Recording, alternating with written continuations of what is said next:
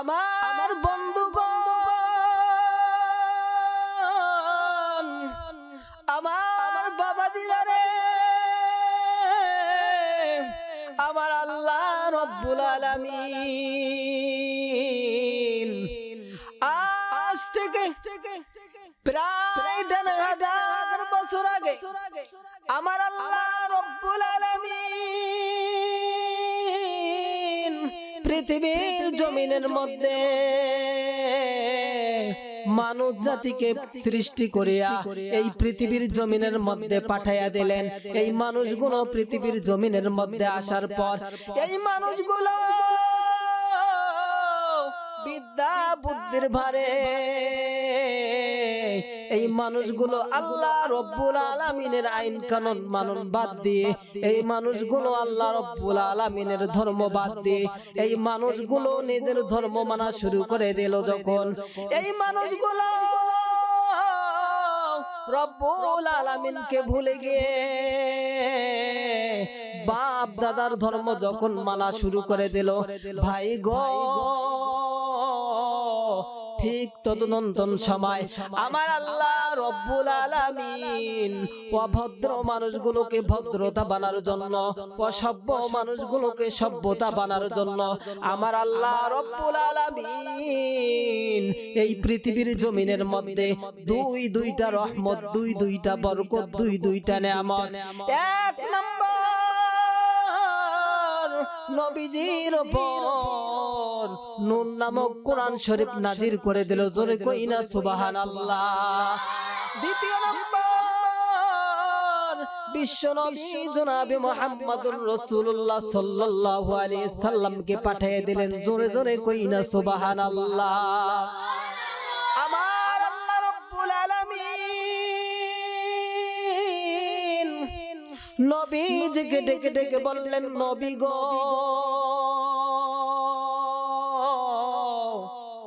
তামাম পৃথিবীর মানুষদেরকে আমার পক্ষ থেকে জানিয়ে দাও নবী গো,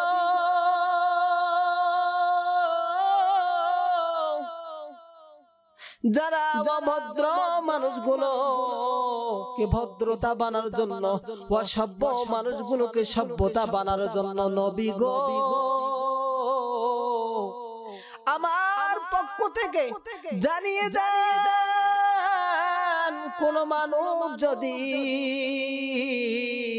এই দুইটা জিনিসের উপর আমল করে, এই দুইটা জিনিস যদি মেনে চলে, আমার আল্লাহ রব্বুল আলামিন বললেন আমি আল্লাহ রব্বুল আলামিন তাদেরকে জান্নাতুল ফেরদাউস দান করব। জোরে জোরে কই না সুবহানাল্লাহ।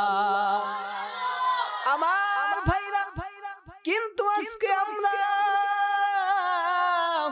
কই রব্বুল আলামিনের কোরআন শরীফকে আমরা মেনে চলতেছি রে ভাইরা। ভাই গো আজকে আমরা দুনিয়ার পাগল হয়ে গেলাম। আমার আল্লাহ রব্বুল আলামিন পবিত্র কোরআনুল কারীমের মধ্যে বললেন, ফাযকুরুনি আযকুরকুম ওয়াশকুরুলি ওয়ালা তাকফুরুন। আল্লাহু আকবার বলি। আমার আল্লাহ রব্বুল আলামিন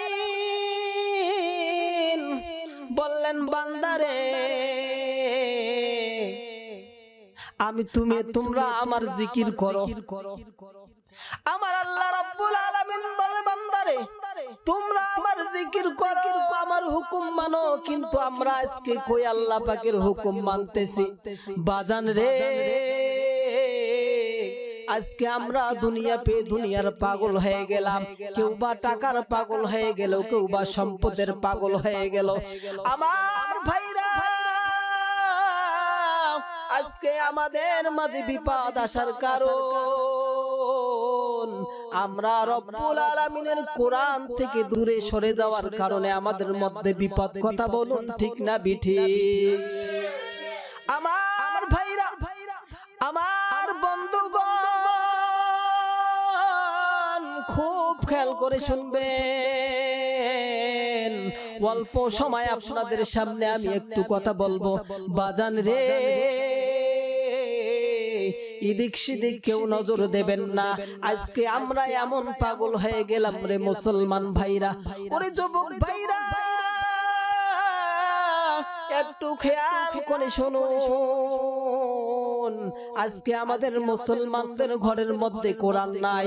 আজকে মুসলমানদের ঘরের মধ্যে কোরআন তিলাওয়াত না থাকার কারণে আমাদের মুসলমানদের মধ্যে বড় বিপদ হয়ে গেল। কথা বলুন ঠিক না বিঠিক? মুসলমান ভাইরা আমার ভাইরা, ওরে বাপ রে বাপ, আমরা দেখি আজকে আমাদের মুসলমানদের ঘরের মধ্যে কোরআন শরীফ নাই। আজকে কোরআন শরীফের আওয়াজ তেলাওয়াত নাই আমাদের মুসলমানদের ঘরের মধ্যে।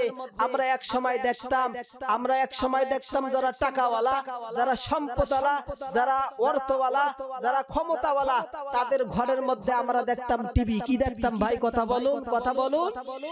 এখন দেখলাম আমরা, ওরে বাপ রে বাপ, ফকির বলেন, ফকরেনি বলেন, মিসকিন বলেন, কাঙ্গাল বলেন, কাঙ্গালি বলেন, সবার ঘরে ঘরে আজকে বড় বড় টিভি দেখা যায়। কথা বলুন ঠিক কিনা? বড় বড় কি দেখা যায় বললাম, কিন্তু আমাদের মুসলমানদের ঘরের মধ্যে কি নাই? কোরআন শরীফ নাই, কোরআন শরীফের তেলাওয়াত নাই। সবকিছু কি হয়েছে? বন্ধ হয়ে গেছে। সবকিছু কি হয়ে গেছে? বন্ধ হয়ে গেছে। আজকে আমাদের ঘরের মধ্যে টিভি ঢুকে পড়েছে। কি ঢুকে পড়েছে? আরে আমগো দেশটা ভইরা গেছে টিভি সিনেমায়। আরে আমগো দেশটা ভইরা গেছে টিভি সিনেমায়। দেখো বুড়া জওয়ান নারী পুরুষ সবাই মিলে চায় দাদা। কথা বলুন ঠিক কিনা? আরে আমগো দেশটা ভইরা গেছে টিভি সিনেমায়। আরে আমগো দেশটা ভইরা গেছে টিভি সিনেমায়। দেখো বুড়া জওয়ান নারী পুরুষ সবাই মিলে চায় দাদা। দেখো বুড়া জওয়ান নারী পুরুষ সবাই মিলে চায়। আরে নুন আনতে যার পান্তা ফুরায় তার ঘরে ও টিভি। রাজনীতির রাজনা বোঝে দেখো তার ঘরে ও নেতাজির ছবি। ঠিক কিনা? আরে নুন আনতে যার পান্তা ফুরায় তার ঘরে ও টিভি। রাজনীতির রাজনা বোঝে দেখো তার ঘরে ও নেতাজির ছবি। আরে আমগো দেশটা ভইরা গেছে টিভি সিনেমায়। বলুন না, আরে আমগো দেশটা ভইরা গেছে টিভি সিনেমায়। দেখো বুড়া জওয়ান নারী পুরুষ সবাই মিলে চায় দাদা। দেখো বুড়া জওয়ান নারী পুরুষ সবাই মিলে চায়। কথা বলুন ঠিক কিনা? নারায়ে তাকবীর, নারায়ে তাকবীর। আর কোরআনের আলো, আল হাদিসের আলো, নারায়ে তাকবীর। আমার ভাইরা, আমার ঢাকার ভাইরা রে, গভীর মনোযোগ দিয়ে শুনবেন। আমার দয়ার নবী, মায়ার নবী, আমার দয়ার নবী, মায়ার নবী, নবীজির সফর থেকে এসে মা ফাতেমা রাদিয়াল্লাহু তাআলা আনহার ঘরের কাছে এসে আওয়াজ দিতেছে আর বলতেছে, মা মাগো মা,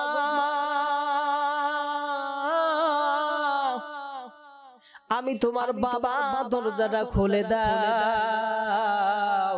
কিন্তু কোনো আওয়াজ নাই। দ্বিতীয় নাম্বার দয়ার নবী, মায়ার নবী আবারও আওয়াজ করলেন, দরজার মধ্যে কোনো আওয়াজ নাই। বললেন, মাগো মা, দরজাটা খুলে দাও, আমি তোমার বাবা এসেছি, দরজাটা খুলে দাও। কিন্তু কোনো আওয়াজ নাই। তৃতীয় নাম্বার আবার আমার দয়ার নবী, মায়ার নবী যখন আওয়াজ করলেন, বললেন, মা, আমি তোমার বাবা, দরজাটা খুলে দাও, আমি তোমাকে না দেখলে থাকতে পারি না মা। আমার ভাইরা, আমার বন্ধুগণ, গভীর মনোযোগ দিয়ে শুনবেন। এবার দয়ার নবী, মায়ার নবী যখন ডাক দিল, মা ফাতেমা নবীজির মেয়ে ঘরের মধ্যে ছিলেন। এবার আওয়াজ দিয়ে বলতেছেন, আব্বা ইয়া রাসূলুল্লাহ, ইয়া হাবিবাল্লাহ। আব্বা গো, আপনি ওখানেই দাঁড়িয়ে থাকেন, আমি আপনার সঙ্গে দেখা করতে পারবো না। কারণ আব্বা, এখন তোমার মেয়ে যে অবস্থায় আছে গো আব্বা, আমি ফাতেমার শরীরের মধ্যে কোনো কাপড় নাই। আব্বা আপনি ওখানেই দাঁড়িয়ে থাকেন, আপনার সঙ্গে আমি দেখা করতে পারবো না। এবার দয়ার নবী, মায়ার নবী চোখ থেকে পানি বাইর করতেছেন আর বললেন, ফাতেমা রে, দরজা খুলে দে রে মা। নবীজির নিজের চাদরটা মা ফাতেমাকে দিয়ে বললেন, মা এই চাদরটা তুমি পরো। আর এই চাদরটা যখন দয়ার নবী, মায়ার নবী ভাই গো, মা ফাতেমা রাদিয়াল্লাহু তাআলা আনহাকে দিলেন, এই কাপড়টা পরিধান করলেন। দয়ার নবী, মায়ার নবী ঘরের মধ্যে ঢুকে পড়লেন। এবার মা ফাতেমার চেহারার দিকে তাকাইয়া দেখে, মা ফাতেমার চেহারাটা শুকিয়ে গেছে। দয়ার নবী, মায়ার নবী চোখ থেকে পানি বাইর হয়ে গেছে আর কান্না করতেছে আর বলতেছে, মা গো মা, আজকে কয়েকদিন হলো রে মা, আমি তোর চেহারা দেখতে পারি না মা গো মা। তোমার শরীরটা শুকিয়ে গেছে কেন রে মা? ও মা বল, তোর কি হয়েছে? তোর জ্বর নাকি তুই অসুস্থ, নাকি তোর অসুখ হয়েছে রে মা? আমি তোরে ডাক্তার দেখাবো। মা ফাতেমা রাদিয়াল্লাহু তাআলা আনহা চোখের পানি ছেড়ে ছেড়ে বলে, আব্বা, আব্বা গো, আমার জ্বর না, আমি অসুস্থ না আব্বা গো।